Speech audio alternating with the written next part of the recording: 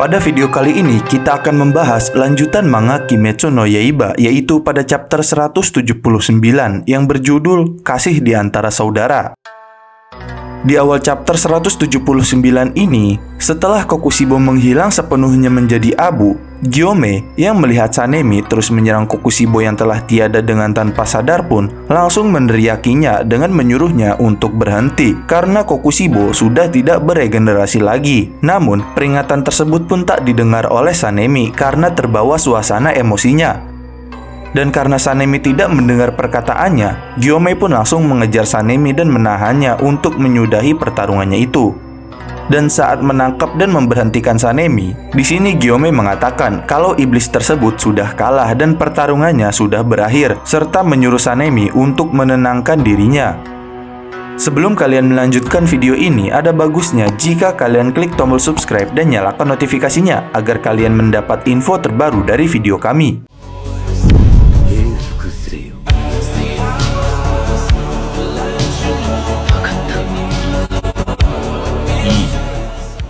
Setelah Gyome menyuruh Sanemi untuk menenangkan dirinya, tiba-tiba Sanemi pun langsung tertunduk pingsan. Dan saat menyadari sesuatu, Gyome pun terkejut karena dia mengetahui kalau Sanemi masih bisa menyerang walaupun dia sudah tidak sadarkan diri. Gyome pun langsung melepaskannya. Dan sambil menaruh Sanemi di lantai, Gyome pun merasa khawatir terhadap Tokito dan Genya. Dan di sisi lain, Genya yang terlihat sekarat pun hanya bisa memanggil nama gurunya Gyome, kakaknya Sanemi, dan Tokito.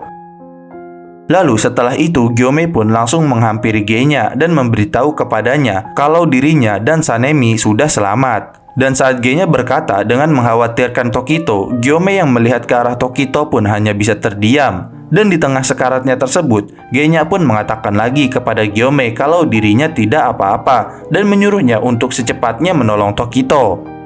Di saat yang sama, Gyome pun sambil menangis mengatakan dalam dirinya kalau sampai saat ini Genya masih bisa hidup dengan keadaan begini dan bertanya-tanya apakah ini karena mutasi iblisnya karena telah memakan daging iblis.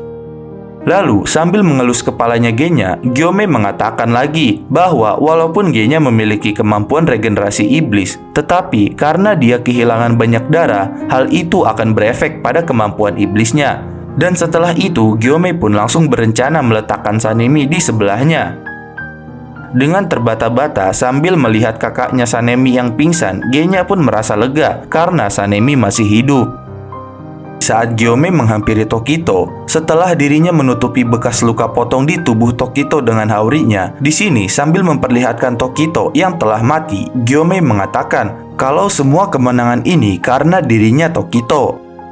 Dan masih saat Gyome duduk di samping mayat Tokito, di sini dia mengatakan kepadanya bahwa semua kemenangan ini karena Tokito. Dan Gyome juga mengucapkan rasa terima kasih dan hormat sedalam-dalamnya kepadanya.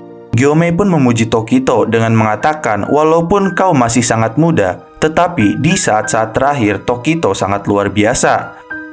Kemudian sambil memperlihatkan Gyome yang bersedih dan sambil menutup mata Tokito, di sini Gyome pun mengatakan bahwa bagaimanapun juga dirinya dan yang lainnya pasti akan mengalahkan Muzan, dan Gyome berharap agar Tokito bisa tenang. Sesaat setelah Gyome menutup mata Tokito, di sini Tokito pun langsung terbangun di dunia kematiannya. Dan saat terbangun, Tokito dengan pakaian lamanya tiba-tiba langsung melihat ke arah kakaknya, Tokito Yuichiro, di tengah-tengah daun yang berguguran.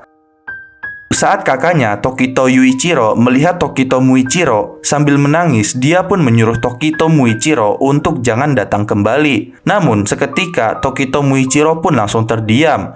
Kemudian sambil bersedih, Muichiro pun bertanya alasannya. Dan dia juga mengatakan kalau dirinya sudah berusaha keras dan bertanya mengapa kakaknya tidak bangga kepada dirinya. Lalu kakaknya Yuichiro Tokito pun masih sambil bersedih, dia pun menjelaskan alasannya bahwa Muichiro seharusnya kabur dan pergi karena umurnya yang masih 14 tahun. Dan Tokito Muichiro pun mengatakan lagi menjawab perkataan kakaknya bahwa dirinya tidak bisa meninggalkan teman-temannya dan kabur begitu saja. Namun kakaknya Yuichiro dengan keras kepalanya mengatakan bahwa walaupun Tokito kabur, maka dengan begitu pasti akan selamat. Kemudian kakaknya mengatakan lagi, kalau apa bagusnya mati di tempat seperti ini dan menganggap kalau itu semua sia-sia, serta bertanya kepadanya apa alasannya Muichiro dilahirkan. Kemudian di sini Muichiro pun menjawabnya kalau sebenarnya Yuichiro itu sudah mati di usianya yang ke-11 dan menganggap kalau hal tersebut lebih menyedihkan dari dirinya. Dan di sini Tokito Muichiro pun sambil masih mengeluarkan air matanya menjelaskan kepada kakaknya mengapa dirinya dilahirkan. Dia berkata kalau dirinya hidup untuk bisa bahagia. Dan sambil bertanya apakah Tokito Yuichiro sudah bahagia dan memiliki kenangan yang indah, Muichiro pun menjelaskan kalau dia sangat bahagia ketika dirinya, kakaknya, dan kedua orang tuanya hidup sebagai keluarga. Namun ketika dirinya sedang sendiri, Tokito Muichiro berkata kalau memang pasti banyak penderitaan di masa sulit. Tapi hal itu akan terlupakan saat dirinya mendapatkan teman dan bisa tersenyum lagi. Dan karena itu, di saat dirinya bahagia, hal itu tidak terhitung jumlahnya. Lalu, sambil menunduk sedih, Tokito Muichiro pun menjelaskan lagi bahwa dirinya tidak menyesal karena dia tidak lari dari apapun dan menghadapi semuanya. Dan dirinya juga tidak menyesal karena mengorbankan nyawanya demi teman-temannya. Karena itu, dia pun meminta kakaknya untuk tidak menyebut kematiannya itu sia-sia. Walaupun orang lain boleh mengatakan apapun tentangnya, tetapi Muichiro menginginkan kalau kakaknya ini tidak mengatakan seperti itu kepadanya. Lalu, setelah semua ungkapan Muichiro tersebut, sambil tertunduk memegang kedua pundak Muichiro, Yuichiro pun akhirnya meminta maaf atas kata-katanya dan memeluk Muichiro sambil menangis. Dan sambil memeluk, Yuichiro pun berkata kalau dirinya hanya tidak ingin Muichiro mati, hanya itu saja. Kemudian, perdebatan haru itu pun berakhir dengan pelukan saling memaafkan. Di sini, di dunia nyata, saat Sanemi bangun dari pingsannya, sambil berteriak dan menangis, dia pun langsung menghampiri adiknya Genya yang sedang sangat sekarat. Sehingga hal itu membuat Gyomei terkejut. Dan saat menyadari luka pada tubuh Genya, sambil menangis, dia pun berteriak histeris, bertanya-tanya apa yang telah terjadi pada tubuh adiknya tersebut. Karena tubuhnya mulai hancur seperti iblis. Kemudian saat Genya mencoba memanggil kakaknya dengan terbata-bata, Sanemi yang dengan rasa sangat khawatirnya sambil menangis bertanya keadaannya dan mengatakan kalau dirinya akan menolongnya dan melakukan sesuatu. Namun di saat yang sama, Genya pun perlahan menjadi abu sambil menangis mengatakan kepada kakaknya kalau dirinya ingin meminta maaf. Masih dengan rasa sedih yang mendalam, di sini Sanemi pun langsung meminta maaf kembali kepada Genya karena sudah marah kepadanya dan telah membuatnya menderita. Masih sambil menangis, Sanemi pun berteriak mengatakan kalau adiknya Genya bukanlah beban sama sekali bagi dirinya dan terus berteriak kepadanya untuk jangan mati sebelum dirinya Sanemi mati. Dan saat kepala Genya hampir sepenuhnya menghilang menjadi abu, Genya pun berterima kasih kepada kakaknya karena telah melindungi dirinya selama ini. Dan karena itu, Sanemi pun merasa kesal karena dirinya tidak bisa melindungi adiknya Genya yang menjadi abu ini.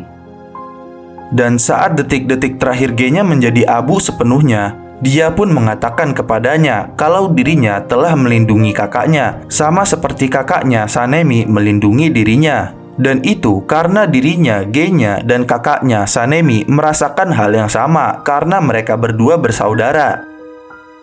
Lalu, masih di saat yang sama, Genya pun berkata lagi kalau kakaknya Sanemi telah melalui masa yang sulit. Dan Genya pun berharap agar kakaknya bisa bahagia karena Genya ingin kakaknya Sanemi agar tidak mati. Karena Sanemi kakaknya adalah orang yang paling baik baginya yang pernah ada. Dan setelah mendengar hal itu, Sanemi pun sambil mengeluarkan air matanya hanya bisa terdiam. Dan setelah kepala Genya hampir sepenuhnya berubah menjadi abu, Sanemi pun langsung memeluknya sambil berteriak memohon kepada Tuhan untuk jangan mengambil nyawa adiknya. Dan saat Sanemi yang memeluknya melihat Genya yang berubah menjadi abu, dia pun langsung berteriak menangis sambil memanggil namanya Genya. Saat Gyomei menghampirinya sambil menangis, dia pun menyuruh Sanemi untuk segera bergegas dan menyuruhnya untuk mengangkat kepalanya. Sehingga setelah mendengar kata-kata tersebut, Sanemi pun langsung terdiam. Sambil mengeluarkan air matanya dengan wajah yang sangat kesal, Gyome yang menyuruh Sanemi untuk mengangkat kepalanya pun mengatakan kalau semua ini tidak akan selesai sampai Muzan dikalahkan.